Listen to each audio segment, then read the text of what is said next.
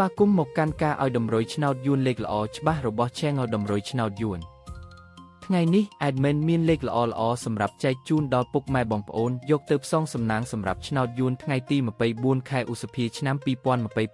2026មុននឹងឈានដល់ការឲ្យតម្រុយឆ្នោត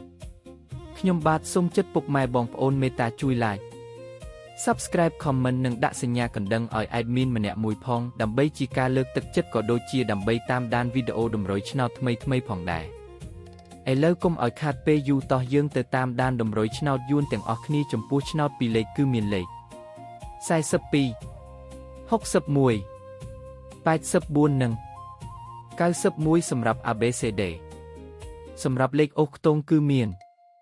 40អូសនិង90អូសសម្រាប់លេខអូសចំពោះឆ្នោត3លេខគឺមានលេខ167គុណ345គុណនិង582គុណ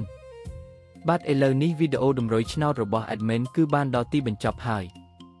ខ្ញុំបាទសូមជូនពរពុកម៉ែបងប្អូនដែលបានយកតម្រុយឆ្នោត Admin យកទៅផ្សងសំណាងជូនពរឲ្យហេងគ្រប់គ្នាចាក់ត្រូវគ្រប់គ្នាជម្រាបលាជួបគ្នាថ្ងៃស្អែកបន្តទៀត